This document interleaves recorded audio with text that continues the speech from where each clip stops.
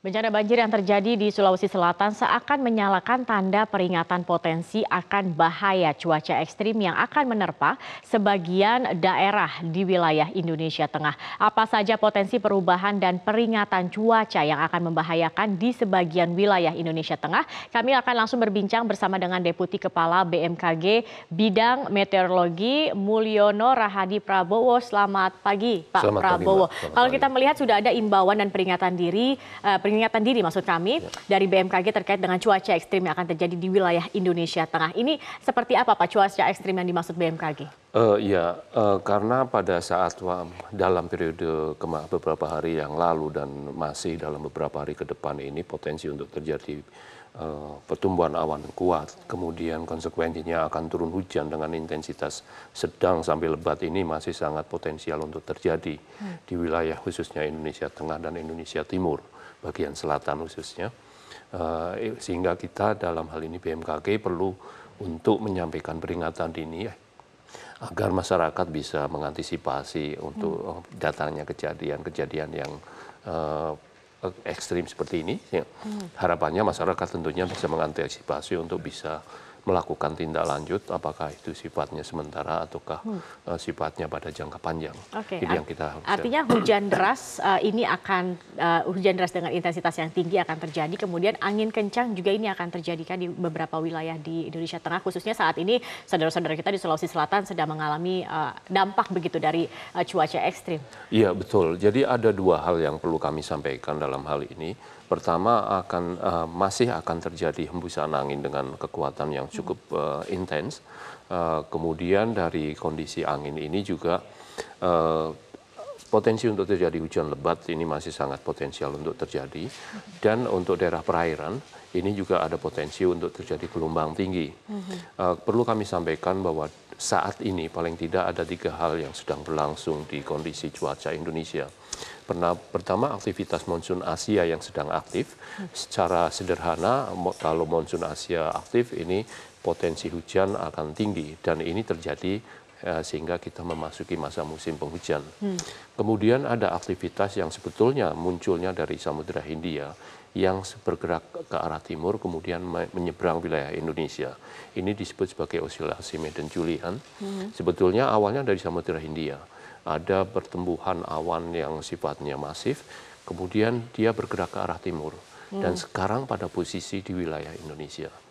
Yang ketiga, ada siklon tropis yang saat ini terjadi atau muncul di sebelah selatan Nusa Tenggara Timur. Ini sebetulnya sudah kita monitor sejak beberapa hari yang lalu masih dalam bentuk bibit siklon tropis.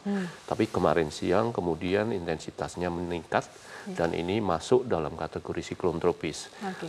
Disebut sebagai atau dinamai sebagai siklon tropis relay. Nah, kondisi bibit siklon tropis dan siklon tropis yang ada di sebelah selatan Indonesia ini juga ikut memicu atau menambah intensitas aktivitas kondisi cuaca di wilayah Indonesia, sehingga yang tadinya secara umum memang kita masuk musim penghujan, adanya osilasi Medan-Julian, ketambahan ada intensitas siklon tropis ini juga makin meningkatkan potensi untuk terjadi cuaca. Seperti tadi kita sudah lihat informasi sebelumnya seperti Pantai Layai tadi di NTT yang gelombangnya cukup tinggi ini, ternyata dari 3 hal inilah akhirnya penyebab dari terjadinya cuaca ekstrim yang sedang melanda di Indonesia. Tapi kalau boleh secara spesifik ini Pak Prabowo, wilayah-wilayah mana saja yang harus memiliki tingkat kewaspadaan yang cukup tinggi begitu atau zona merahnya begitu Pak? Baik, pertama daerah yang dekat dengan pusat siklon tropis.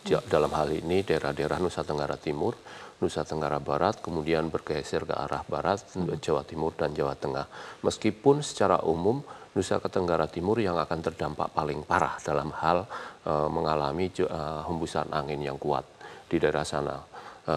Pertama, hembusan anginnya kuat bisa pada skala sampai 40-50 km per jam, meskipun ini tidak konsisten dalam sepanjang hari, tapi hembusannya akan selalu konsisten cukup tinggi.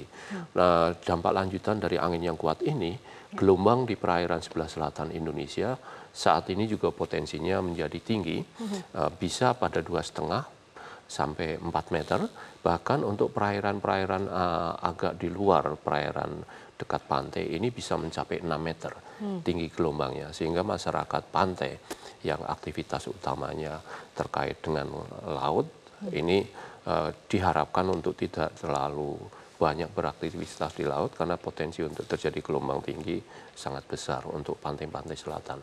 Bahkan beberapa wilayah misalkan daerah wisata sebelah selatan Jogja, kemudian sebelah selatan Jawa Timur, ini beberapa sudah diimbau untuk tidak terlalu dekat dengan garis pantai utamanya ini. Artinya Jawa ini juga termasuk salah satu Jawa wilayah termasuk. yang harus waspada, Betul, begitu. Zona betul. merah juga kah? Termasuk zona merah. Oke, seluruh Jawa atau hanya di bagian selatan dan timur? Intensitas makin meninggi ketika kita bergerak ke arah timur. Jadi sebetulnya dari Jawa Barat, bahkan sebetulnya dari Lampung, Jawa Barat, Jawa bagian barat sampai ke arah timur, Jawa Timur, kemudian Nusa Tenggara Barat dan Nusa Tenggara Timur. Baik. Kemudian daerah lain yang anginnya mungkin tidak terlalu tinggi, tapi intensitas hujannya tinggi.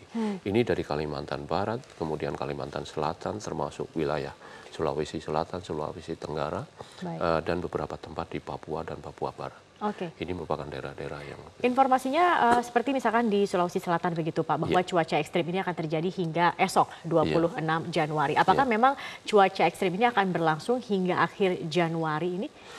Iya, kalau kita melihat periode aktivitas Madden-Julian Oscillasi tadi yang kami sampaikan bahwa ini ada pertumbuhan awan yang cukup masif yang sedang melintas wilayah Indonesia, maka potensi untuk terjadi hujan dengan intensitas sedang sampai lebat ini bisa berlangsung sampai akhir Januari bahkan awal-awal Februari. Sampai awal Februari. Pertengahan Februari diperkirakan ini seluruh Indonesia sudah dikatakan bisa bebas begitu Pak dari cuaca ekstrim? Kalau bebas mungkin tidak, tapi intensitasnya sudah agak mereda. Makin menurun, menurun begitu. Tadi Pak Prabowo sudah memberikan imbauan begitu ya kepada warga masyarakat terutama yang aktivitas melaut ataupun juga yang akan melakukan penyeberangan begitu ya Pak. Betul, ya. Tetapi bagaimana sebenarnya masyarakat harus atau bisa memaknai dari imbauan ini? Apa sebenarnya yang harus mereka lakukan? Terkadang mendengar imbauan begitu, seperti di Sulawesi Selatan ini sudah dilakukan peringatan dini di tanggal belasan Januari begitu, tetapi banyak juga masyarakat yang belum memiliki kesadaran ataupun juga belum aware gitu dengan peringatan-peringatan ini, Pak. Iya, memang dalam hal ini kami dari BMKG juga perlu untuk makin meningkatkan sosialisasi informasi peringatan dini kondisi cuaca ekstrim seperti ini. Ini di satu sisi. Di sisi lain kami harapkan juga masyarakat makin aware pada kondisi lingkungan setempat. Khususnya untuk masyarakat, kalau misalkan kita bicara masalah hujan lebat, tentunya masyarakat yang tinggal di daerah cukup rendah, apalagi daerah-daerah bantaran sungai, mereka perlu waspada pada kondisi saat-saat ini, karena untuk terjadi cuaca ekstrim hujan lebat ini sangat memungkinkan. Sehingga diharapkan masyarakat ini sudah siap dalam hal kalau diperlukan evakuasi atau paling tidak menyelamatkan harta yang cukup berharga untuk diantisipasi, untuk waspada. Untuk waspada. Tetapi ini terakhir Pak, kalau kita melihat begitu Pak, apakah ini sudah bisa dikatakan kita sudah melewati puncak dari cuaca ekstrim atau saat inilah sebenarnya puncak cuaca ekstrim itu sedang terjadi di Indonesia? Baik, kalau kita bicara puncak sebetulnya karena wilayah Indonesia itu begitu luas, ada beberapa tempat yang sebetulnya sudah melewati, tapi dalam kondisi sudah agak berkurang. Misalkan daerah Sumatera ini pada umumnya puncak musim hujan ini pada bulan-bulan Januari bulan-bulan Desember awal Januari. Tapi untuk wilayah-wilayah seperti Lampung, Jawa, NTB, NTT ini sedang berlangsung pada kondisi puncak musim hujan. Nanti ke arah timur, Nusa Tenggara Barat, Nusa Tenggara Timur baru pada periode awal Februari menjelang ke tengah. Artinya semakin ke timur ini semakin akhir dan awal Januari akan terjadinya. Betul. Dan kalau bisa dirangkum sedikit, artinya untuk masyarakat di daerah Indonesia Tengah, Indonesia Timur harus waspada, dan juga di bagian Jawa, terutama di kawasan selatan hingga ke timur Jawa ini harus mewaspadai adanya hujan dengan intensitas tinggi, angin kencang yang ini menyebabkan juga gelombang tinggi sehingga aktivitas melaut juga perlu diwaspadai bagi mereka-mereka yang khususnya berprofesi berkaitan dengan kelautan begitu ya, nelayan dan lain-lain. Baik, terima kasih Pak Mulyono R. Prabowo, Deputi Kepala BMKG Bidang Meteorologi sudah bergabung dan juga sudah berbagi informasi dengan pemirsa pada pagi hari ini. Terima kasih. Baik, terima kasih, Pak. Bencana banjir yang terjadi di Sulawesi Selatan seakan menyalakan tanda peringatan potensi akan bahaya cuaca ekstrim yang akan menerpa sebagian daerah di wilayah Indonesia Tengah. Apa saja potensi perubahan dan peringatan cuaca yang akan membahas